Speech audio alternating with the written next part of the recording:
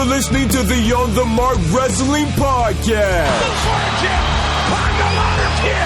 Make yourself famous. A podcast covering all things WWE. I have now returned to save the WWE. NXT. The beautiful part of NXT is that when one dream ends, another dream begins. And AEW. Holy wrestling. I couldn't be more happy. Here are your hosts, Kyle Gagliardi and Jim Tucker. What is going on, everyone? You're listening to the On the Mark Wrestling Podcast, hosted by the Marks, for the Marks, and I am your host, Kyle Gagliardi, and my co-host is my good friend Jim Tucker, or as I like to call him, Tucky! What's going on, Kyle? We're back at it again, Here we 2 are. weeks in a row, pumping out content. Come on. Oh, we're pumping. Doing it all for the loyal listeners of the On the Yes, Mark Wrestling we're pumping, Podcast. we're doing it. Yep. How we doing today, Tucky? Life is good. First day of baseball. Oh. This week was the first week limited contact period began, which means we get 2 practices a week, 2 hours apiece. Today was our first day, and we went outside to throw. It was nice out, and then now It is nice for we'll be December. shut up for the next 3.5 months. So it worked out nice. Good to see the guys back. We had a lot of guys playing basketball, so you don't have everybody. I like how I'm a big proponent of playing multiple sports at that age in high school. To stay active and involved. It just makes you more of a well-rounded athlete for sure. Yeah. And the guy joining us at this table right now, speaking of well-rounded athletes, this guy played multiple sports in high school. Well-rounded shoulders, well-rounded biceps. I tell you what, this well-rounded guy went to pecs. Earlham for baseball. Come He on. probably hit 180. Yeah, nothing He's special the about self-proclaimed OTSN glue guy, Aaron Oros. Let's go. Not self-proclaimed. That was Kyle. You call me the glue guy. I think you did. proclaimed He him did. the self-proclaimed He did. blue So guy. the self-proclaimed stuff, I don't understand. Aaron always puts that out there. So I do, because it makes sense. And it's just easy to attach that to his name. Just like you're Tucky, he's the self-proclaimed OTSN All right. glue guy. Whatever. I'll take it. I am the glue guy, though. How I we like doing that. today, Aaron? How's Doing everything? Doing well. Just wanted to hop on and talk wrestling in a while. Yeah, Aaron texted me literally like an hour before probably your practice started. And he was like, yeah, I need to get on the pod and talk some wrestling. I was like, you trying to get on tonight? Yeah. He's like, yeah, sure. I just love debating wrestling, especially when you hear like rumors flying around and stuff, and I just want to talk about it. Love doing that And stuff. Aaron was with us on Sunday. We had our NXT War Games party. Unfortunately, Ryan Vogus couldn't join us for reasonable reasons. Could be fortunately, you Yes. know. Better safe than sorry, as always. Yeah, you know? during these times with COVID-19 running wild, brother, you got to stay safe. But we had ourselves a good time.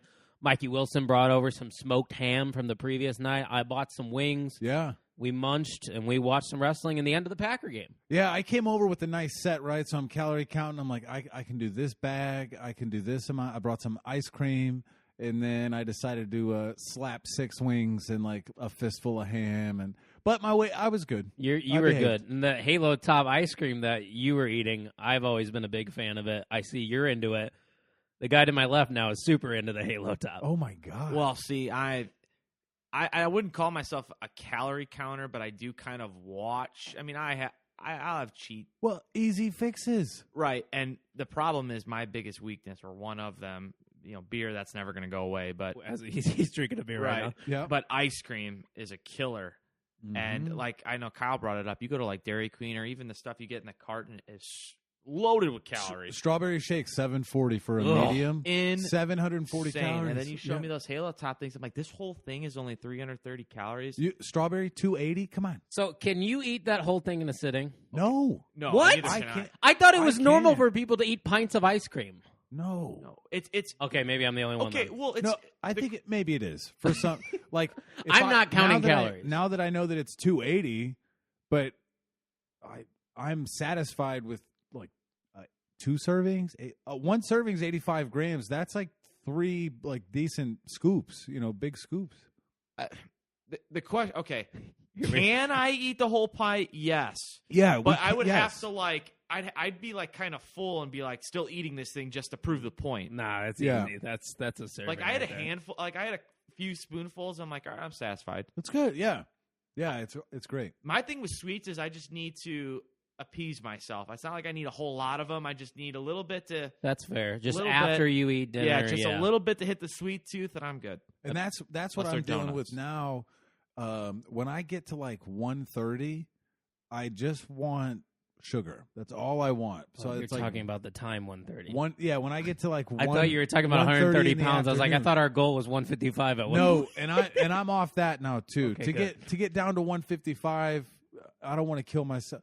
I'm good now. 2,000 calories, 2,200 a day, and now I'm lifting. So why would I want to shed weight when I'm working out too? So if I got up to 175 with muscle, that'd be ideal. But that's like a year away from now. Yeah, we got plenty of time. The long game. And who knows? We might be quarantined for another couple months until this vaccine's out. But fuck, man. I know. We'll get there, man. But hey, I bet you weren't expecting to get 10 minutes worth of ice cream and snack talk at the beginning of a wrestling podcast. Well, here we are. You can get a wide variety of topics on this show and with the Overtime Sports Network. We are proudly a part of OTSN. You can check out the new web domain, otsportsnetwork.wixsite.com/OTSN. And Tuck, if you were to follow the Overtime Sports Network on Twitter and Instagram, where would you go? It's much simpler, but not perfect, @_OTSN. Ian. Ian Gavril. Well, Ian just liked our tweet that we're recording. Is that why you said it? Yeah, Ian? I guess. You got @_OTSN on Insta and Twitter. And if you don't know what an underscore is, it's that just a line. The low bar. The low bar. Not the dash. Not the bar, not the dash, the low bar. The underbar. Did you say the bar? Yeah, like the bar. We don't set the bar. We use are the other bar on our Twitter handle. I thought we were going somewhere else. But hey, we talked about NXT War Games, how we had the viewing party on Sunday. So let's get into that show. And no disrespect to those singles matches that happened on this card, but because I didn't think they were that bad. But can we all agree that we're going to skip past those two matches and just focus on the three? Sure. I don't know that I could tell you. Timothy Thatcher and Ciampa and the strap match with Cameron Grimes and Dexter Lumis. Go Dexter. Okay. So let's go with the first matchup. We just rewatched, actually, me and Aaron did the women's War Game match. And my first thing I want to say about this one exactly is that every single time that we keep getting Rhea Ripley and a Raquel Gonzalez stare down, I get excited, Tuck. I don't know about you. Gags gets the tinglies. Because maybe it's because both women are bigger than me and they're intimidating, and just them going at it, it's like, yeah, gets the blood flowing. Well, and they're athletic too. Very. So again, we talk about how the sport has shifted to big, hybrid, fast, athletic. They got it. Yeah, they definitely do. We say arguably, or we say they might be, but this has to be the best women's division in all of professional wrestling in NXT. And they showcased that all here in this War Games match. Aaron, what were your takeaways from this match itself? Yeah, so I've been kind of, I wouldn't say out of the loop. I watch NXT, but I'm periodically chime in. So, I mean, I know majority of the people that are in the match, but I think you made a good comparison, or like you get all jazzed up when you see like Rhea and Raquel. Like, I think people are trying to have like the carbon copy of Charlotte. I think they want more Charlottes, just not bigger as in like fat, but like, you know what I mean? Like just athletic, tall, built women that can just do amazing things. But yeah, the match in itself, I love War Games matches because shit just hits the fan. It just gets crazy.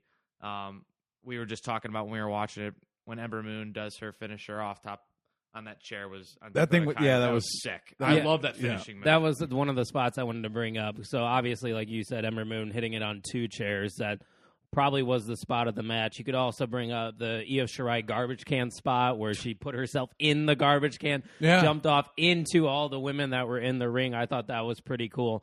And then another thing, Tuck, I don't know if you actually heard about this. Shotzi Blackheart hit a senton off that ladder, which we obviously saw, but that actually ended up injuring Candice LeRae's wrist. She broke her wrist on that spot. Oh, wow. You didn't hear about that? No. Bully Ray gave it a lot of backlash because she hit the senton so square on Candice LeRae, but I feel like if you're that high on a ladder, how you expect to really nail that move without injuring someone? As a pitcher, as an athlete, you miss an inch, you miss a mile, right? The further away you get, the smaller the margin gets for error. It's hard. If it was easy, everybody would do it, you know? And that's why us three are sitting here talking about it, not doing it. Yeah, it was also kind of weird. I felt like there was like an awkward like pause in between there where you saw she was like trying to move the chair around on her body, and I think I don't know if she was just indecisive. She's like, I don't know where to put this, where I feel confident this is going to go, and obviously didn't end well for her. But there was like a weird pause there where you always just like when a big move's coming, you're just like, that weird pause kind of gives you that hesitation there. Yeah, I don't know if Candice was trying to move it or sit it Yeah. on top of her, so that made for a louder impact when Shotzi came down, but square right on her wrist. And then, I don't know, did you watch NXT this week? No, I watched AEW. Okay, she came out with a wrist guard and everything, so it's a legitimate injury that she sustained. And if you rewatch that spot, you can definitely see it. But going off of that injury itself, I saw a lot of people during this match, after this match, and still today saying that the War Games matches in general are just too dangerous and that they probably shouldn't happen anymore. Do you think this is an accurate take? Is it accurate? Probably, if you want people to stay healthy, but they're also trained professional athletes, right? When you watch a movie, they have stunt doubles that have signed up to do that, right? Will my fandom decrease if I don't see War Games once a year? No, but Do you enjoy watching War Games once a year? absolutely, and that's the thing. You can still tell a great story without some of those spots. The problem is it's in NXT, and those people want their shine, and they want their showcase, right? Yeah. You're putting a pack of rabid dogs into the War Games match that want to show up and show out. If that's main roster, is Drew McIntyre doing the Shotzi Blackheart Candice LeRae spot? They don't need to, No. right? But when the Hardys and Edge and Christian and the Dudleys were doing tables, ladders, and chairs as the first ones, and they were setting the table, they had something to prove. So Yeah, that's a good point. If you're putting a consequence or a perceived consequence for those NXT superstars, they're in a tough spot too, because maybe not all of those wrestlers want to do it. But hey, you're going to have an opportunity to hit the spot, and if you do, you shall be rewarded. And it's more entertaining for the diehard wrestling fans and the casual viewers. Now, Aaron, I would say, is a diehard, but he doesn't keep up with it as often. War Games matches are what gets your attention, right? Like, if you see this on a card, you're going to want to watch it. What are your thoughts on the fact that people could say this is too much in 2020? Well, I think Tuck nailed it. I honestly think, like, these are people that have something to prove. Maybe not all of them. Like, like Rhea Ripley's kind of established herself. Maybe doesn't have to do this, but everybody knows what War Games, like all the wrestling fans, and maybe not even legit hardcore fans, like know, like, what this is going to involve. So it brings attention to it, like War Games. That's going to bring people's attention. Yeah.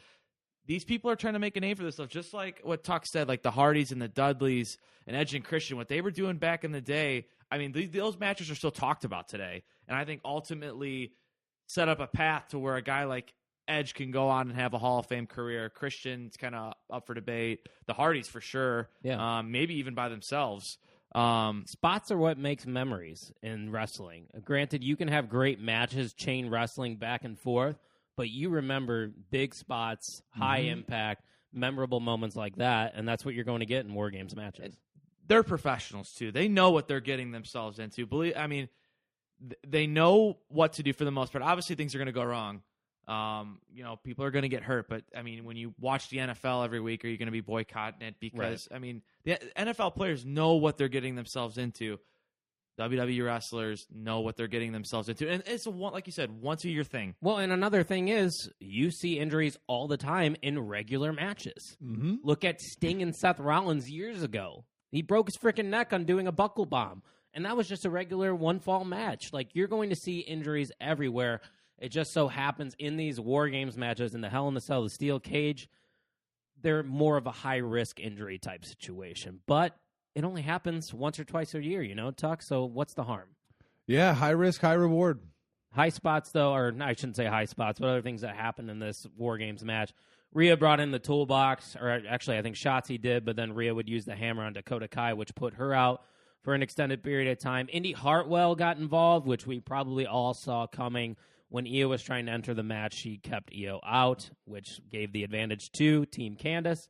And then at the end of the match, Io was going for the Hurricane Rana. Raquel Gonzalez caught her and then would powerbomb Io Shirai through a ladder to win this matchup for Team Candace, and this is a match that me and you did not get right, Tuck. No, big miss on our part, but big hit in regards to outcome and the match itself. And who got the pin? Yeah. Raquel Gonzalez. If we would have said she was the one that was going to get the win for the team, I'd say, no, that's not happening. Yeah. But it did, and I think they've done a good job over these last few weeks at building Raquel up. She's been merely known as just the body for Dakota Kai, but the last few weeks we've seen promos, her getting in those stare downs with Rhea Ripley. So her getting the pinfall here, I'm not mad about it. Yeah, she's the Wardlow to MJF, right? Yeah. And we love Wardlow, and there's definitely that possibility. Raquel Gonzalez, any chance she beats Io Shirai, Aaron? Oh, God. What do you think? I don't know. I think it's too soon. Yeah, I would say so. That's what I was going to say, too. Because this is probably a good way to build up somebody, get them to that title scene, and then probably lose. But she's doing a good job at what I've seen so far. She pinned the champ, so clearly they have something planned for her down the line, I'm assuming. She also pinned Ember Moon on NXT this week. Okay, in a singles match, clean. She's getting booked strong, so either they're booking her strong to get a title shot just to validate that. Yeah. Or do they go balls to the wall and just strap it on her? Yeah. And that's just what the NXT women's division needs. Another female superstar, because they don't have enough already. I think they have two, and that's not a problem. They No, have it's- a lot of Send stars. some of the main roster. Spoils. Everybody in that War Games match is a star. Mhm. Like, there's not a miss on that War Games match. So props to all the ladies in that. Another good matchup we got to see was the NXT North American Triple Threat match. And my overall thoughts on this, Tuck, was that Leon Ruff, we haven't seen a lot of, obviously, but I think he proved in this match itself he belongs. He had some really fun spots in this one, and I really like the dynamic that he and Damian Priest told in this match, how Priest was kind of telling Leon Ruff, get out of my way, I'm trying to win this title match, but respecting him at the same time. So Priest is still looked at as the babyface, but they just don't quite respect Leon Ruff quite yet. Yeah, and triple threats are layered, right? There's the places you have to be, spots you have to hit, and he was the one that came out for me. I wasn't too familiar with him, but he's one to watch. But again, in regards to Vince and the big picture, does he have the body, the size? No, but he's great in NXT. So there's like a conspiracy going around that Leon Ruff, that name itself, and the character being pushed is kind of like a jab at Leo Rush. Who's on the challenge? He was called Leo Ruff on the pre-show on accident. Oh, is that really how one of them called him Leo Ruff? Oh, so maybe that is why they gave him that name. I don't know. Maybe this is the way of saying, hey, Leo Rush, if you would have stayed with NXT, could be your spot here on the card. I don't know, but overall thoughts on this triple threat match here, Aaron? Well, I mean, I like you said, the storytelling I thought was what really stuck out to me. It's just like, hey, you have Priest who's kind of playing the face role. It's like, hey, you don't belong. I don't want to hurt you. I don't want you to get hurt throughout this process. Just stay out of my way. And then you had Johnny Gargano just being heel Johnny Gargano. But all in all, I really like the dynamic. Because I didn't really tune in a whole lot, the whole Scream mask thing of all that showing up was kind of like, okay, I don't know what the hell's going on here. But does that make Johnny Gargano 3-time? Yes, he's the first 3-time. Did that surprise you guys that they put the belt right back on him? Me and Tuck thought Priest was going to win this match. And if it wasn't Priest, I think we both thought Leon Ruff would probably retain. I thought Johnny needed it the least, but because he just had it. He's the one that Leon Ruff took the belt from. But that's when that ended the match. We got a bunch of those ghost face characters, and I found it weird that they had so many of them out there just to reveal one person. Yeah. Like, who are those other people? What's the point? Are they just bodies that they're around? That's a really good point, actually. But they revealed that as Austin Theory. He was away for a couple months. He's back, and now he is aligned with Johnny Gargano. But like we just said, Johnny Gargano, 3-time NXT North American champion. We'll see what direction they go there. The main event is what I want to talk about last with NXT TakeOver War Games. The men's War Game match. I thought this match was easily the match of the night. The stars from me here are 3 people and 3 people only. Pete Dunne, Kyle O'Reilly, and Pat McAfee. I would agree. Pat McAfee. 2 times now he's been in the ring, Aaron. Oh, I love him. I mean, you can never, in my opinion, you can never have too many. I don't know if you want to call him a star, but you can never have too many stars or draws when it comes to wrestling or comes to something like this. I love Pete Dunne. I think he was the real winner of the night, in my opinion. But again, I mean, is curious to see if this was like undisputed. I mean, I feel like everybody figured that they were going to win just because I think, don't they have a losing record? And they were 1-2 going into this match, which, now they're 2-2. For how decorated of a faction they have been, especially just in NXT alone. I thought it was awesome. I wonder if it's their, I know you kind of brought it up, is this their sending off to the main roster? They weren't on NXT this week. And I don't know what that means. I mean, it's an interesting way to send, because usually when you call people up, you send them off on a loss. Right. Like, Yeah, especially if they're champs, yeah. So them winning and then that just being it, maybe because it was a War Games, that's like a final stamp on a career. Well, they're a big faction, so what are you going to do? Like, are you going to, like, you would have to, like, how do you send off, like, a faction like that? I feel like... I guess if you're sending 4 people. Right, if they're going to put them all up there and, who knows, feud with somebody, some other faction, Hurt Business, I don't know. But, yeah, I'm curious to see if that was kind of a send-off. I think it's time, though, because you can only have so many stars down in NXT before, because they keep bringing them in. As much as I know they don't want to go up, or at least a lot of them don't want to go up because they kind of get buried up there, besides maybe a couple. I think it's their time to start making some noise up there, hopefully. Yeah, and you're hopeful with these call-ups. Keith Lee's one of them. Riddle was one of them. That they get up there and they are the ones that don't get screwed up. You got nervous about Keith Lee. It seems like they've got him on the right track. It's okay. It's not great. Yeah, better than where he started. Fair. Riddle is ass. Really? I don't You're like. not liking what they're doing? No. Oh, I think it's kind of fun. Yeah, no. The character's literally just like a funny stoner guy, and I think that's kind of funny. There's like nobody with that kind of character and humor on the main roster. Maybe because it's not good.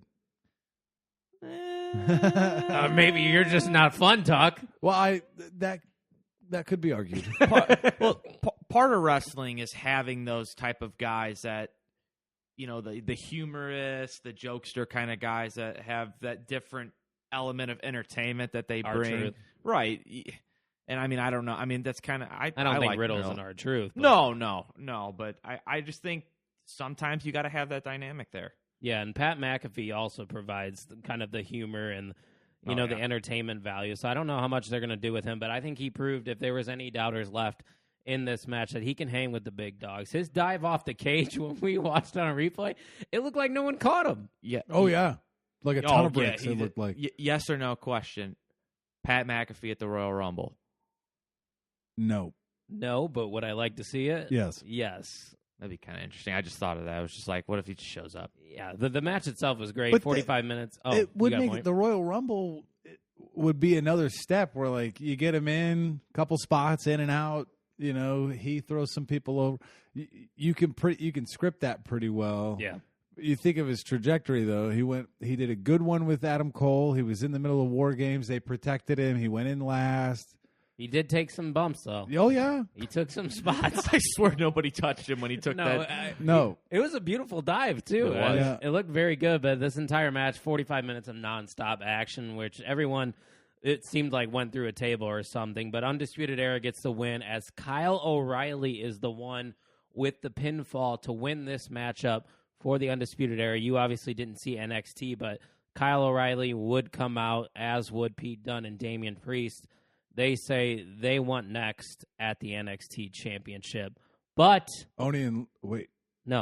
Dunne, Kyle O'Reilly, and Damian Priest came out saying because Finn's kicked off the show, they were saying they want next at the NXT Championship. Got it. Scarlett ended up showing up at the end of that. And then eventually down the road, spoiler alert, Karrion Kross made his return to NXT, attacking. That was unavoidable. Attacking Damian Priest, though. Damian Priest doesn't have his title. Finn Balor has the NXT title that Kross had to give up. I found that weird that they returned Kross, but he's not going straight for the NXT Championship. Heat him up, I guess. And I think they might be doing a match between those three next week for #1 contendership. So maybe Kross takes his spot in that matchup. But yeah, Who with the On the Mark NXT title, who ended up getting that? I don't remember who won. Oh. You got lucky. You got lucky because I had to pick Team McAfee at the end. I mean, you didn't have to. I knew Undisputed was going to win. Sound like and a I loser. second-guessed myself in the women's match because I was going to pick Team Candace all day, and then I flipped. Wow. The other Way the ones I cookie can't say I crumbles. was going to flip. Because Sounds like a loser to me. Yep. you can have that title. I still got a half a title and another half. You Come got together, we got one. half a shank and a piece. Looking like your title's looking like the old hardcore title with the duct tape on it. We used to have a hardcore title in the CPWF days. Oh, I'm most hardcore. Sure you did. That was a great company right there. Yeah, we it could was. probably give Impact or AEW a run for their money. Well, No. maybe Impact. Yeah, maybe not AEW. But we're not talking AEW today. We haven't talked the main roster in a while. Whoa. Obviously, not a lot really to be excited about. Let's go to Monday Night Raw here first. You guys can add anything that you want with Monday Night Raw, but the only thing that I really wanted to touch on was that the only thing I think I'm enjoying is anything involving Bray Wyatt and Alexa Bliss. What their feud is with Randy Orton, how Alexa Bliss has embraced this character. I think this is what is carrying Monday Night Raw. Is there anything else that on the show that catches your attention quite like this? No, not really. And the problem is, it's a 3-hour show, and even 3 hours of that would take its toll, But I am glad that Alexa's more in the spotlight compared to where they had her. So, Aaron, you've seen a bunch of the Firefly stuff that's going on there. Love it. I mean, I've loved all of this from the beginning, and I think adding Alexa Bliss this whole time is just a awesome dynamic that they're going with. And then obviously just going back and forth with Randy Orton. Can't go wrong there. I watched some of it on Monday night where he's going against Bray Wyatt, and then all of a sudden the lights go off, and that you was see cool. the Fiend laying down there. I love that stuff. That's I just cool. love all that stuff, and I love the Fiend's character. And so, like you said, I think it's really what's keeping Monday Night Raw afloat. I mean, I love McIntyre. Don't get me wrong, but the Fiend's character, I think, is what's... I mean, I tune in. If I'm going to tune into Monday Night Raw, that's what I want to see. Oh, 100%. And a thing that I've noticed, too, Tuck, with Monday Night Raw is it feels like they kind of recycle matches. They flip around a few pieces here and there, but keep the same feud going on. Like the New Day, for example, has beaten the Hurt Business in singles action, in tag team action, but they keep doing that again. And then I believe Shelton Benjamin got the win this week, if I'm not mistaken, over Kofi. And now they have a tag team championship opportunity. That seems to be a problem on Raw, right? yeah, and one of the things that's compelling about AEW, you get new matchups every week, records count, time limits, things like that. It's a little sportier. Raw seems like the homework that you forgot to do the night before, and you're trying to cram it in before class, which is frustrating. I'm sure for some of the talent too that. There's a lot of different options that they could go with, and they choose not to. For me, I mean, I can just it's hard. I can see how hard it is because I think wrestling, especially Raw, SmackDown, NXT, there's just so much talent there, and you can only do so much with it. Well, and there's also probably limited talent during COVID too right now. I think it's a lot harder than like I'll complain about somebody not getting a push or complain about this, complain about that, and believe me, I'm not the biggest Vince McMahon fan in terms of his decisions, but it's hard. It's really hard, and when you got a guy like McIntyre on the Raw brand and a guy like Roman Reigns on SmackDown brand, that just, I mean, they're it. They're the stars. Yeah. They are, and it's just hard to bring in people to take over those stars. Or, I mean, you can have guys that can be, with them going in matches against somebody. Well, that's it's the just problem difficult. right now with WWE is they're not making stars. Yeah, that's a good. They're point. relying on bringing back big names or just keeping the certain big names at the top of the card. The only way that you're going to create stars is by giving people a chance, and it seems like they don't want to pull the trigger on certain guys. But Drew McIntyre, that's a name that we've talked about a little bit so far. He's kind of having this, I guess, story going on backstage and in the ring now with Sheamus. They obviously have their Celtic connection from when they first were signed to WWE, I believe, in 2009 or sometime around them. And now we're getting to see that on TV. Sheamus bro-kicking accidentally Drew McIntyre. We know, Tuck, that AJ Styles is facing off against Drew McIntyre at TLC. We all aren't expecting AJ to win that match. Is Sheamus probably the direction they are headed with Drew McIntyre, and is that something that you want to see? It's different. I'll take it. I think Sheamus is kind of underrated as a wrestler, and it could be character. He doesn't do it for me, but I don't. It just kind of I don't care. And I mean this kind of is a piggyback off of what we just talked about. So I'm assuming because Sheamus as a face sucks. So I'm assuming. Oh, really? I like Sheamus as a babyface. Tuck, I don't think you've ever. Yeah, you haven't got to experience Nope, that. not to my knowledge. More like a heel Sheamus, but so I'm assuming that eventually things are going to turn and he's going to end up being heel. And it's like, why do that? Why, do this thing and not give somebody else an opportunity, another young heel an opportunity instead of doing this with Sheamus? Like, these are the decisions that I just don't understand. It's like, we can live without Sheamus. It's nothing against him, but it's like, why can't they introduce somebody else to face McIntyre? Don't have to win. But, Yeah. You know what I mean? Just that opportunity alone can... Who's the guy you'd want to face Drew McIntyre then? Ooh, that's a good question. Is Keith Lee that answer? It depends. depends. Name other people on Raw that they're building to. Well, that's the problem. That is an issue, but who's a guy you could build on Monday Night Raw that could eventually step up to a guy like Drew McIntyre and maybe win the championship? Oh God! That's what I'm saying. They're in a tough spot in that, and that's their own fault, though. I think personally, but what do you think, Tuck? I got nothing. Because it's gotta be Keith Lee, right? Yeah, but does he have to be a heel? Well, let's look at names here. You got the Hurt Business. They have a bunch of guys. Ricochet, Miz, and Morrison. Well, he's got Money in the Bank, so that's, eventually something's going to happen with that. So Tucker. Yeah. Hey. Tucker. Elias. No. Jeff Hardy. No. Davo Kato. No. Yeah. There's not a lot of good names on that roster. You're right. And that's the problem. We keep reiterating. It's just and they get twice as many picks during the draft too. In 3 hours, like you said, and we can't. I don't know. God, yeah. My only thing. Yeah, Randy's already. Randy obviously would have obviously made sense. You could maybe do Edge. Edge and Drew. I just think that Randy Orton thing isn't done yet, so I think that's where he's gonna go. But I don't know, the Fiend. I guess, but I don't like the belt on the Fiend. I think we've talked about that. I don't think he needs it. No. So, yeah, you make a good point. It's just, it's at this point, Sheamus has to be the guy after AJ. Yeah. And that just makes sense storyline. Anything else from Monday Night Raw catching your attention or you want to comment on? Nope. Yeah. Not even Retribution? Oh, God. Talk about that's so bad. Come on, man. They already failed that. They did. That's done. They ruined it. Yeah. That's just trash. And I feel bad for Mustafa Ali because I think he could be a star. Mm-hmm. He's a good match every time. There was a point where he was going to get that push that Kofi got. Yeah. And he got hurt. Yeah, but I think that turned out for the better, to be honest. And then Dominic Dijakovic, that's his name, right? I'm already forgetting his name. Yep. Oof.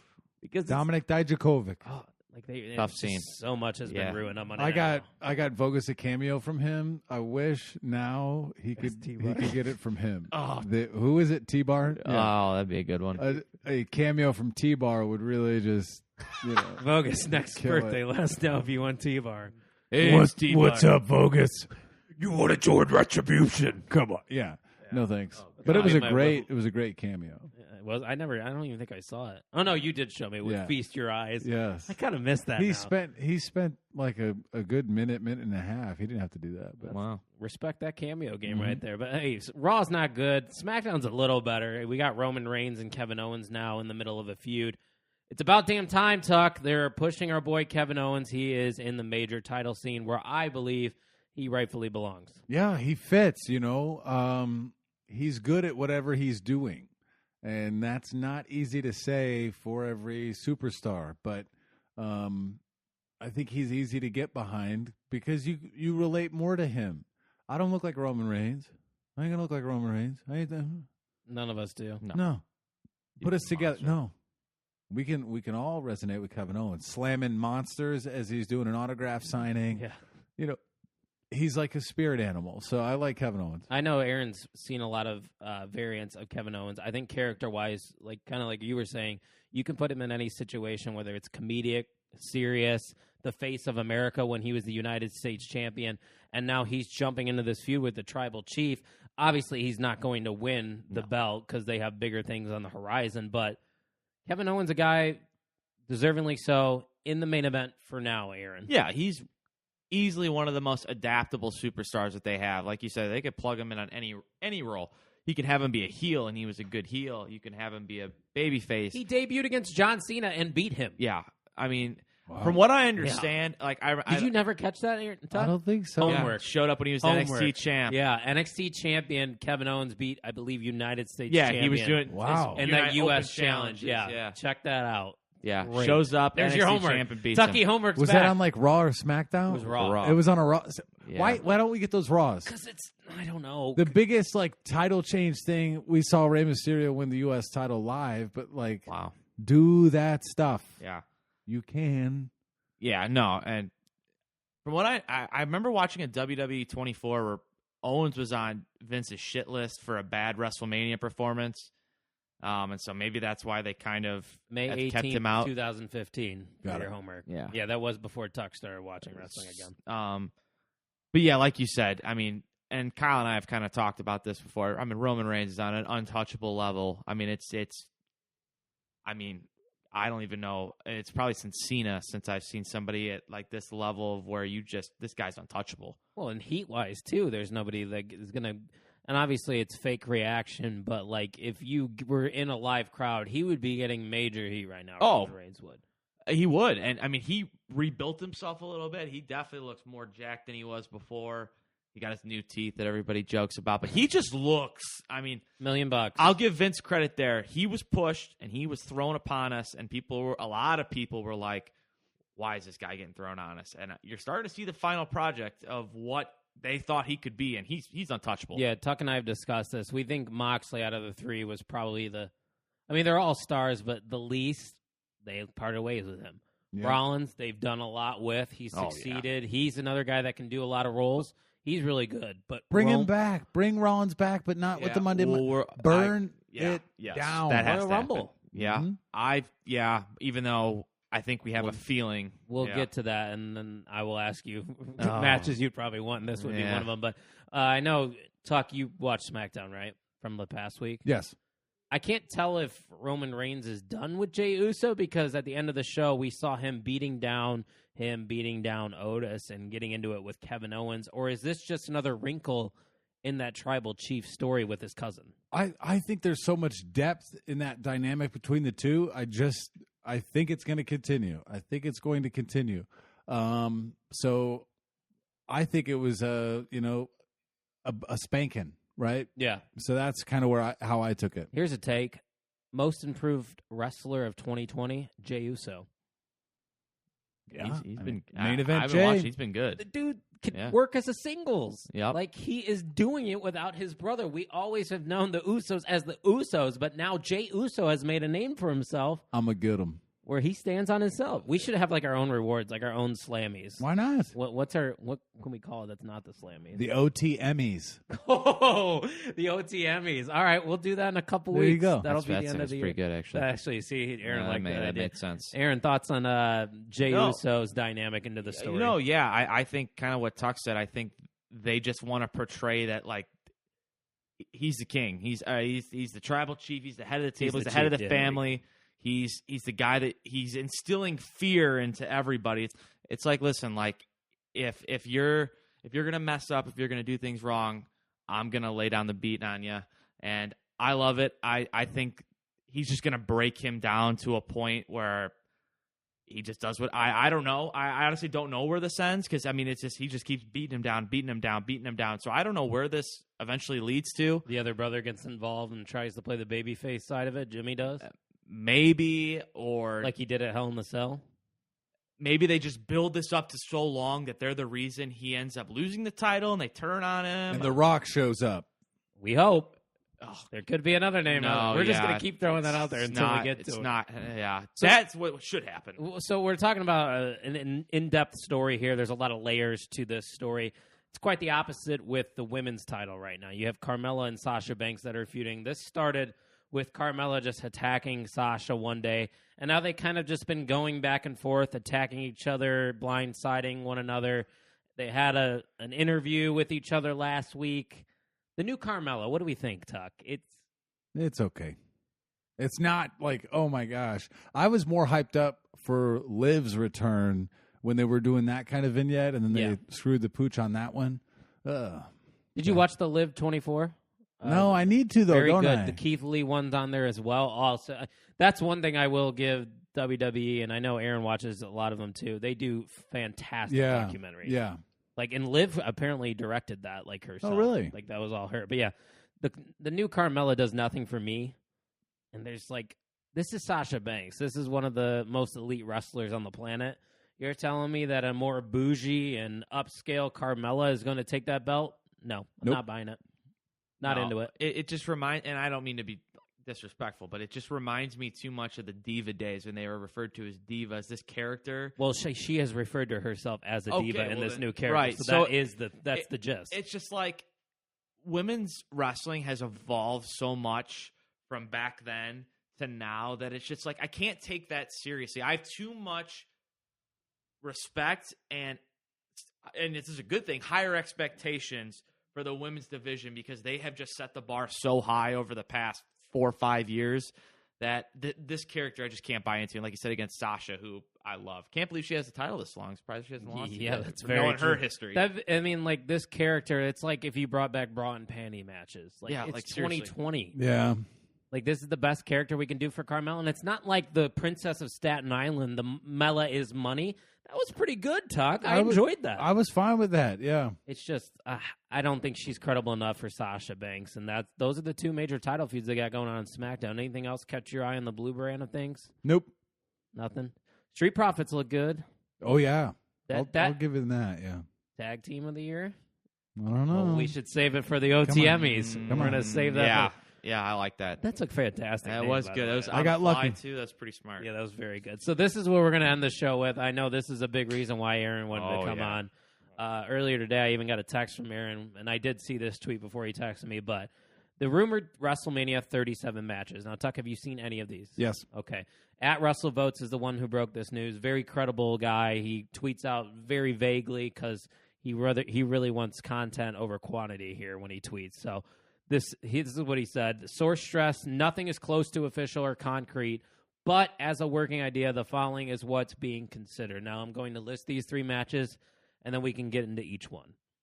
Roman Reigns versus Goldberg, Edge versus Randy Orton, Drew McIntyre versus Brock Lesnar versus Keith Lee. The first one, Roman Reigns versus Goldberg. This is a matchup we were supposed to see at last WrestleMania. Obviously, COVID had a big play on that for not happening. The rumor is now, Tuck, Goldberg is not yet done with Roman Reigns. Thoughts? I'm done with it, but I don't need it. It doesn't do it for me. Yeah, I was kind of discouraged when I see that. There is a match and a half, a match or two of those 3 that I like. Same. This ain't it. Aaron, Oh, go God. off, King. Well, okay, so I'm going to say this first. He's got a lot of... Well, I'm going to say this first. I'll say this first. You don't know what kind of contractual agreements have gone on because, maybe there was like a part of Goldberg's contract because he gets that match at WrestleMania that he didn't get to have because Roman, obviously, with his cancer concerns, dipped out from competing, which you don't blame actually him. have Goldberg's contract here. It's revealed that he was under contract with WWE through 2023. Oh, and it is noted that he will limit to 2 matches per year. Oh, kill me. So he's already used up all the 2020, but he's got I never 2 thought matches. I'd say this, but bring back the Saudi shows. Let them go. Come on now. They're also paying him $3 million a year to do 2 matches. God. $3 million. Oh my God! Is he really that big of a draw? Vince must have something to back up. Like, hey, when Goldberg is on TV, our viewership is up big. There's got to be there has something be to it. But in terms of the match in general, I just don't get it. Like, I've never been a fan of Goldberg. Nothing about him. when I listened to the Broken Skull sessions when they had Bret Hart on, Bret Hart said he's the worst worker he's ever been in his life. All the guy does, and he only does like 2 moves, and he hurts people. And there's just nothing.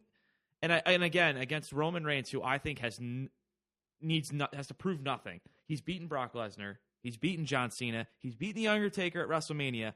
Beating Goldberg doesn't add anything. And he's the Roman right now that we want to see. Right. It adds nothing to his character. It adds nothing to his build. How does it even fit the tribal chief thing right now? It doesn't. It makes no sense. My only guess is that they want to make Roman look so unstoppable that they bring in Goldberg, this big bad face that's going to take down the big bad guy. It's like, really?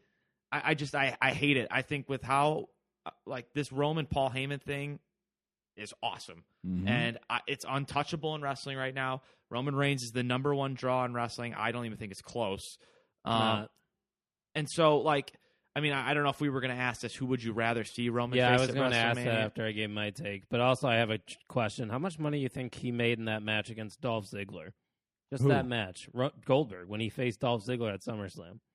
$5 million. I don't even remember that happened. $2 million. Yeah. Just off a match with Dolph Ziggler. And it was a squash, obviously. It was virtually a squash match. So, yeah, obviously I'm not pleased with it. I've stated on this podcast that I think Goldberg is the most overrated wrestler of all time.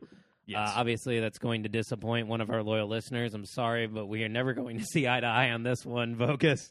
Oh, God. And especially like you guys are saying, Roman Reigns is just too good right now, and he doesn't need this. There's a lot of other routes you can go. Tuck, if you were to, you're the one with the pencil. You're the one booking WrestleMania 37.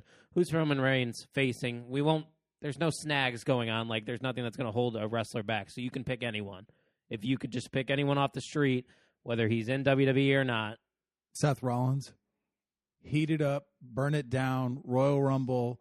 I'm back. The Monday Night Messiah gimmick's gone. I'm here to tear shit up. We had the Shield thing going. Because I'm a big Seth Rollins guy, so personally, It's hard not to be. Right. So I've stuck with it through this Monday Night Messiah bullshit, and here we are. And he sacrificed himself in that Survivor Series match. That virtually in itself was killing off the character, in my opinion. So I'm going to agree with you. If I were to pick a match, I would do Roman Reigns versus Seth Rollins. Seth Rollins wins the Royal Rumble match. I don't know with him just having his kid if he is going to come back that fast. When is it, February or January? What, the Rumble? Rumble. Late January. It's like Late last January? weekend of Yeah, January. it's always like the last weekend in January. 27th or something. Which, by the way, we're going to have to do a viewing party. That's for the that. pop, though. That was Edge of last year. He doesn't say, pyro. Yep. Light the Fire. light Yep. Tropicana Field on fire. Burn the bitch down. Tampa wins. Yeah, probably. Aaron, please give me another answer, and I think I... Okay, I've got. I'll be brief. I've got have to 3. be brief. Well, I've got 3. The Rollins thing obviously makes sense. Just the whole dynamic with the Shield. He comes out as a face again. He could, they could talk about how Seth was like, I've been down the bad road before where I went heel. You don't want to do that. I mean, that dynamic, I think that's the most logical dynamic. He can even say, I'm a father now. That's not who I want my kid to be seeing on television. Well, use and- that. Use yeah. it. All that stuff. Okay. And then obviously The Rock with the whole tribal chief thing. Now, obviously with The Rock's schedule and what's going on, who knows? But obviously The Rock shows up and he's like, you're not the tribal chief. I'm the tribal chief. I'm the one everybody answers to. And you could go, and that dynamic would be phenomenal with Paul Heyman and The Rock. I've got one, and it's out there. It's out there. But if you told me I need one guy to beat Roman Reigns, CM Punk. no. God damn it. I thought that was it. He did say he was open. And By the way, there is a report that CM Punk Okay. said, I'm not saying it's going to happen. I just have to throw it out there. Just have to. I think he showed up at AEW before he showed up at WWE. One that I think you could just build up to the end of time with how big Roman is. You need somebody else big to match him. Wins his record title. Jonathan Cena. I think that's the one guy that if you're telling me has to beat, and he could get cashed in on the next day by The Miz. And there's history there. Right, With The Miz exactly. and John Cena. Or the Usos show up, beat the shit out of John Cena, and Roman wins it right back. That could be something. You get John Cena to show up. He's going to win his record title. In my opinion, he's the GOAT. I mean, we could go into a whole debate about that, but he's going to win his record title. He's going to pass Flair. I think it's inevitable. Can you imagine that build-up? You've got the number one guy in wrestling versus the old number one guy in wrestling. You've got the dynamic of winning the 17th championship to pass Flair. Super Cena, he could take 3 spears and kick out, and you could be like, that makes sense. Out of left field dynamic, but I like that. So you could see John Cena versus Roman Reigns. You could see Seth Rollins versus Roman Reigns. You can get The Rock versus Roman Reigns, but as of right now, Goldberg. It's probably going to happen, to be honest. Yeah. Nothing's concrete like they said, but boy. Jesus. The next one makes a little bit more I hope sense. that's Jello. I hope that's how firm that rumor is, please. I wish they would listen to fans just for that match, maybe. Yeah. You don't have to listen to us for everything because we're not always right, but I think we're right here. Nobody wants to see that. No. You can look at the tweets when every time Goldberg is mentioned. But Well, good thing they floated out in December. If honestly though, that's like true, actually. Yeah, float it out and see if if they put it out there and everyone was like, holy hell yeah, then you've got something to work with. But it's not a dumb move on their part if they floated it out and it doesn't happen. If they float it out and it gets our backlash times a million, they're in trouble. I'm obviously never going to be the person that's like, oh, if this match happens, I'm done watching wrestling. That's not me. I'm always going to support the company, but that match happens, I'm on my phone the whole time. WrestleMania is literally the biggest draw for them to get people to the network. The one day a year they can bank on getting new sets of eyes and hopefully converting into a pay rate. There's people that can do that. Okay. If it happens, it happens. But I swear to God, if he takes the title off Roman Reigns, I think he would win if they face. How do you do that? I don't know how you could do that. Because they don't think anybody else is big enough to take it off Roman right now. And that's their fault. Yeah. You know, it's a name that I think is possible, not likely, is Big E to face Roman Reigns. Sure. They've given him a new theme song. He's kind of got his new thing going on. They've got a lot of work to do. I think they've got a lot of work to do. And they need to push the pedal fast. Yeah, they would soon, have to. Like Friday. Like, start doing it. Yeah. But it's a name out of left field. And yeah.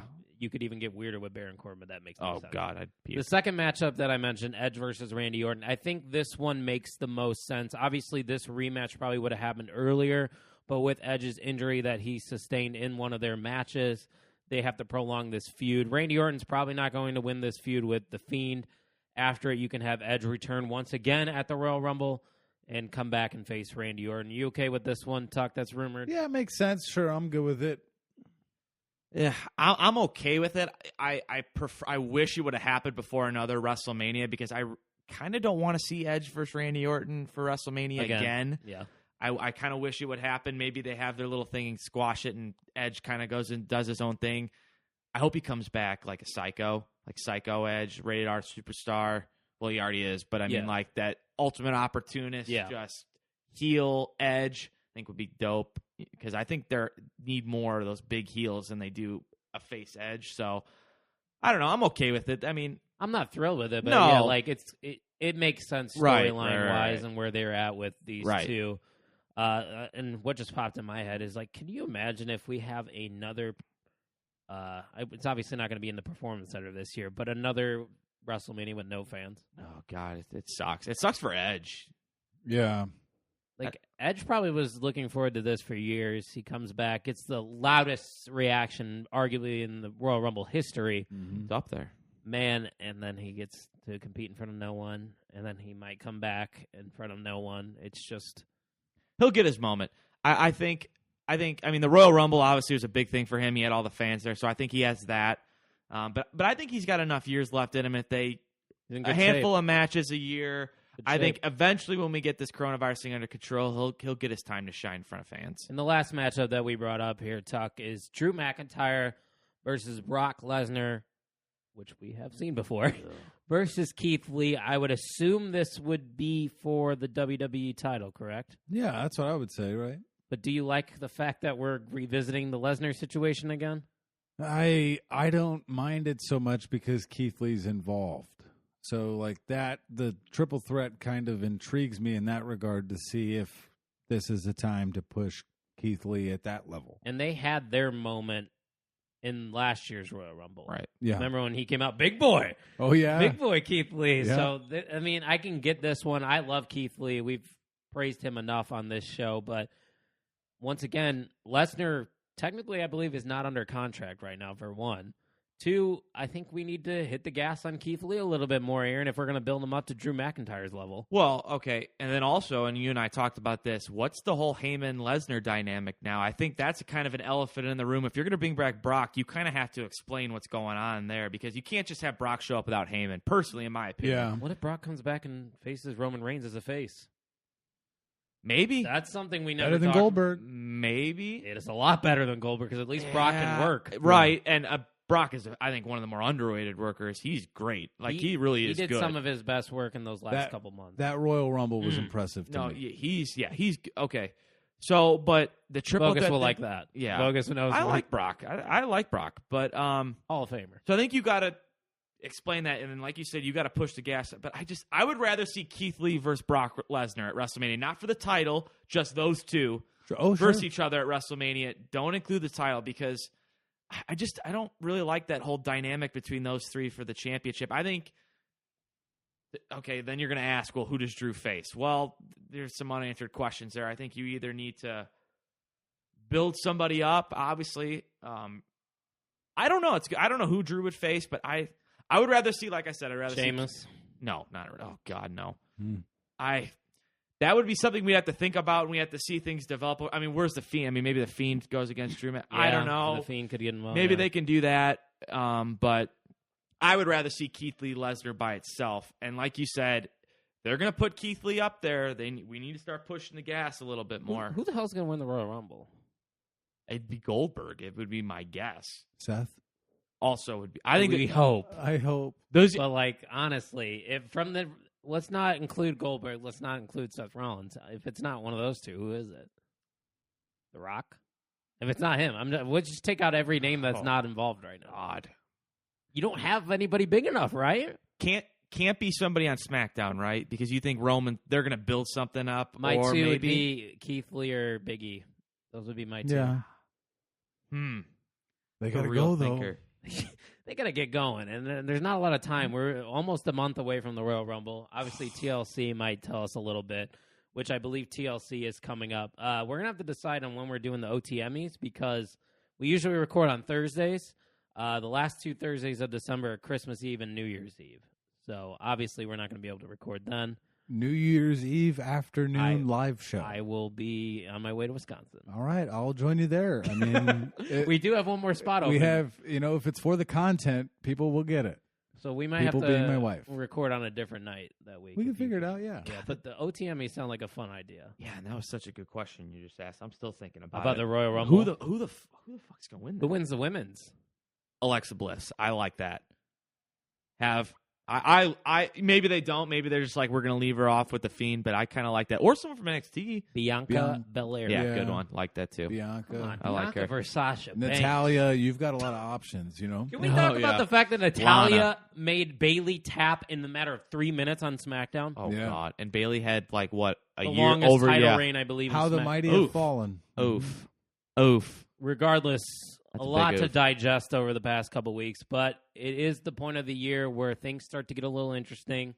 We got the Royal Rumble coming up in about a month, and then we're on the road to WrestleMania. Aaron, any final remarks before we send you off, and you won't be talking to us maybe until WrestleMania season? Well, yeah. Let's hope everything turns out the way that, or opposite the way that we think it's going to turn out. Those rumored WrestleMania matches, I'm not a fan. I hope Goldberg doesn't see anything, but I think it's going to be inevitable. But Tribal Chief, I'll give WWE credit here. He's going to end it on a positive. Their champions are the right guys right now, And girls. Asuka, Sasha Banks. Yeah. I have Street Profits, Bobby Lashley, Sami Zayn. They're all great. I have no complaints about who they have holding the belt right now. I can't complain there. I think they've got I think they've left themselves room for things to happen, new people to show up, but we'll see. I'm hoping they put the pedal to the metal and get stuff rolling here. It's where we're like, okay, but it is that time of year where things start to get going. And I think, Tuck, we're going to put on Twitter maybe some categories, and we're going to get the audience involved for the OTMEs. Tag Team of the Year, Wrestler of the Year, Most Improved, Female Talent of the Year. Sound good to you? Yeah, we can also do some OT chamois where, like, like worst wrestler, worst match, best match. Best match definitely should be on there. Yeah. So we have options there. You know, it just made me remember that we were supposed to go to SmackDown, and I was supposed to see that damn sign. I still haven't seen the sign. You have never seen the WrestleMania sign. Not in person. Aaron, you have, right? You were on. Because that CM Punk on the road to WrestleMania with the Undertaker feud? Yes. Yeah, that's so I have seen that. It's huge. It's big. It's pretty impressive. That's you need to be in attendance for a show on the road to WrestleMania. Yeah. Which we were supposed to. We were set up. Oh man. We were fixed. I think we were it was like the second to last Raw. Yeah. We were the last SmackDown before WrestleMania. Lower bowl should have been right above us. Should have been. Wow. We were the go home. No, we were the second to the last. Second to last go home. Because the Friday was the go home to WrestleMania. We weren't on that one, I believe. It was a SmackDown show. I know, but I don't think they were going from Chicago to. You're right. Yeah, you're right. But it was 2 weeks, so it was kind of like when we were at the. We got to go. Yeah. Hopefully soon things will change, but overall, that's all I got. Tucky, anything else? Nope. Listeners, thank you for sticking with us. Make sure you check us out at Pod on the Mark on Twitter, and you follow at _OTSN, the Overtime Sports Network, for not just pro wrestling, but all kinds of blogs, including the Region Degenerates and AWI Pod. They do a great job. We're about the only three keeping active. Yeah, COVID hits different. It is what it is. I don't think that's why Family Divide is not cranking out. It isn't. I don't think either. But live shows, baby. Yes. Thank you for listening to the On the Mark Wrestling Podcast.